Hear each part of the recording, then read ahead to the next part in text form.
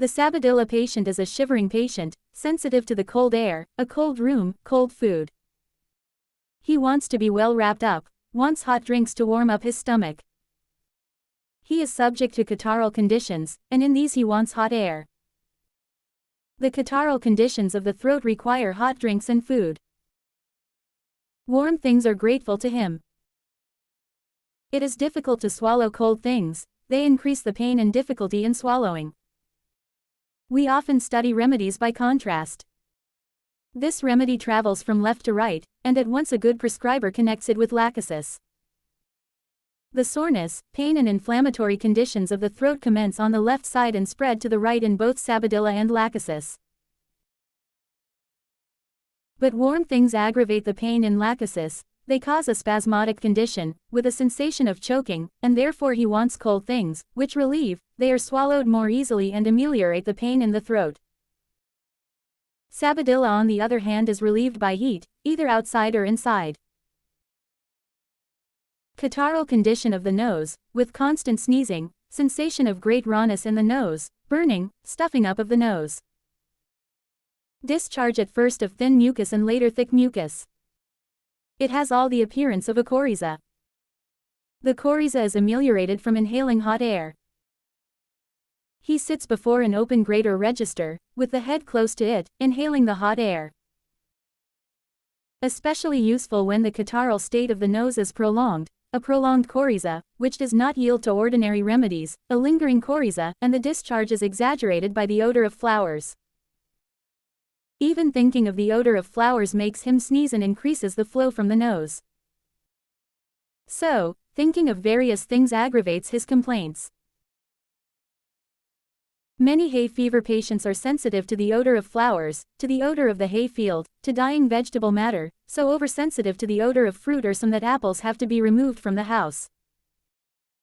Inhalation of odors that are beautiful, as that of the lavender, some hay fever patients cannot tolerate. Such things may bring on an attack out of the season. Now Sabadilla is of this sort. Oversensitive to surroundings, to odors, these increase the catarrhal state of the throat and posterior nares. Sneezing and a flow of mucus from the nose, goes on even to ulceration. Periodical attacks, a rose cold in June, in autumn about August 20th is a hay fever. Hay fever is often an easy thing to palliative with short-acting remedies, they will cut short an attack in a few days. But the cure requires years, and the patient must be treated in the interim and according to his symptoms. When the hay fever symptoms are present he has no others, one group is manifested at one time, and another group at another time. But the patient is sick and all the symptoms must be gathered together and the case treated accordingly. Many of the annoyances of this individual seem to be imaginary. His mind is filled with strange things. Imaginations concerning persons or himself are strange. Imagines the body is withering, that the limbs are crooked, that the chin is elongated, and larger on one side than the other. She feels that this is so and believes it even in spite of her vision.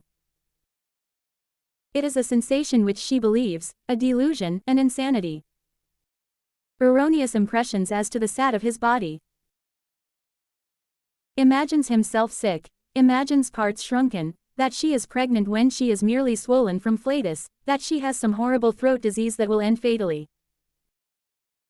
The imaginations are groundless, nothing is visible, and the suffering is greater than if there was something to be seen.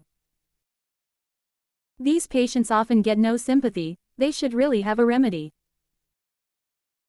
Thuja has erroneous impressions as to the state of the body, thinks she is made of glass, the idea is not that of transparency, but rather of brittleness, fears that she would break in pieces. There are but a few remedies which have fixed ideas, these ideas may be concerning politics, religion, clothing, things of the family and life.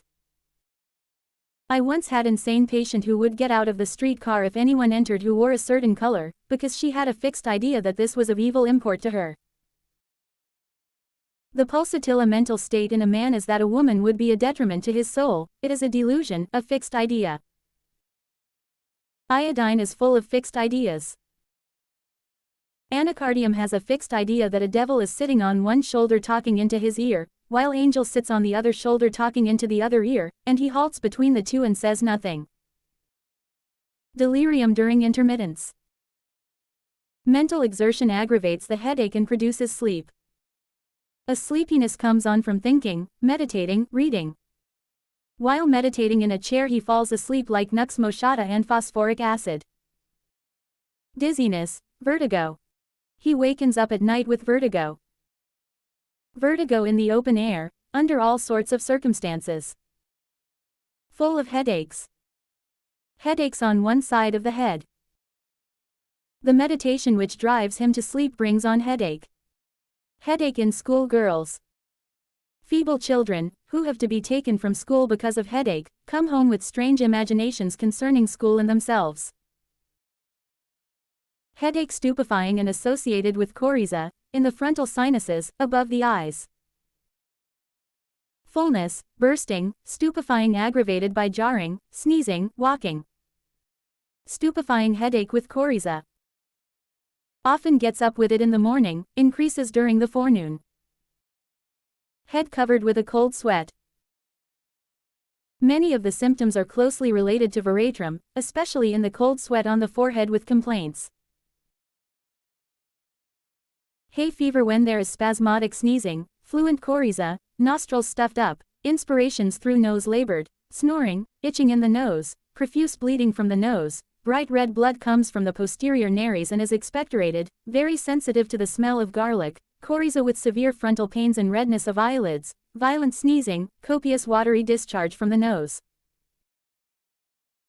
A peculiar kind of itching coming on in some hay fevers is an itching in the roof of the mouth, on the soft palate, and for relief the patient must draw the tongue back and forth over the soft palate, with this coryza, sneezing, etc. Wyathia will cut the attack short.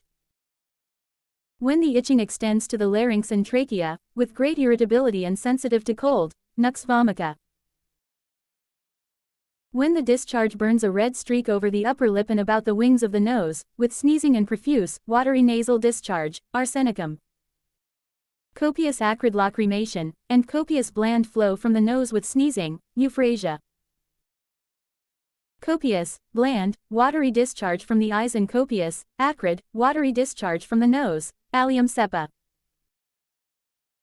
But these are not the constitutional remedies, they do not cure, but only palliate during the severe attacks. These symptoms are the outcome of the psoric constitution, and this constitution must be treated by antipsorics. Sometimes the hay fever is so severe that it seems to be the only manifestation of psora in the patient, but if it is restrained or stopped up by bad treatment he is not well during the whole year. If let alone he has good health during the rest of the year. Many a time the hay fever goes through the whole winter and only by constitutional upbuilding can it be mitigated. But with constitutional treatment each yearly attack is lighter, and at the end of treatment he is able to live in his own climate unaffected. He must not go to he mountains to mitigate it. If to any place, he should go where the affection would be worse, so that all its manifestations would be apparent. The hay fever will only be cured if the patient is curable, but if not, if his constitution is so broken down that he is incurable, his hay fever will not be cured. The most striking place of attack is the mucous membrane of the nose, throat, trachea and larynx. Violent acute inflammation of the mucous membrane of these parts. Great thirst for hot drinks. The appetite is singular, it is commonly seen in pregnant women.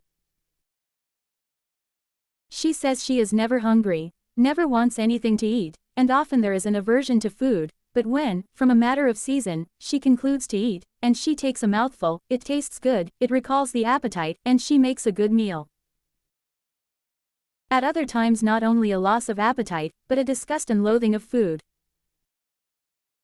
Disgust for all food, for meat, are things, for coffee, for garlic. Morbid hunger or loathing for food. A routine remedy in pin worms, seat worms, all sorts of worms, stomach and tape worms. A careful prescriber never thinks of prescribing for worms. He takes all the symptoms of the patient, and these guide him to the remedy. I remember on time in a lady's house seeing a dog drag his hinder parts over the carpet as if to scratch the anus. She said, "Doctor, can't you give the dog a remedy?" I put a dose of Sabadilla in its mouth. Some time afterwards she asked me, "Doctor, what did you give the dog that medicine for?" I inquired why. She asked. "Why," she said, "in a few days it passed an awful lot of worms." Sabadilla and Sinapis nigra are well adapted to cases in which pinworms are present. Often a remedy restores the patient to order in general and then all his particular parts are set in order.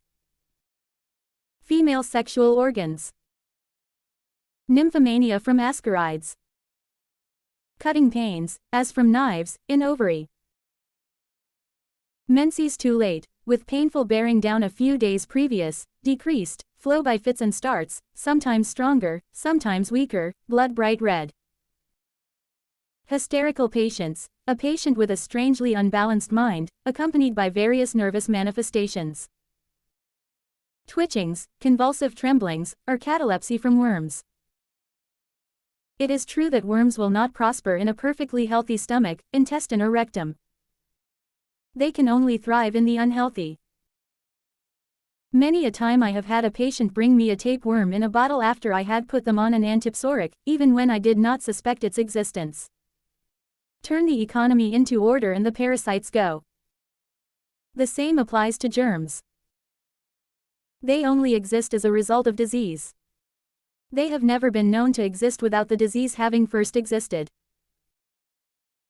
If you ignore the worm, but select the remedy on the totality of the symptoms, the patient will be restored to health, and, so far as the worm is concerned, go without a symptom. The worm becomes smaller, shrivels and finally departs. It is rarely the case for the worm to disappear inside of 6 weeks.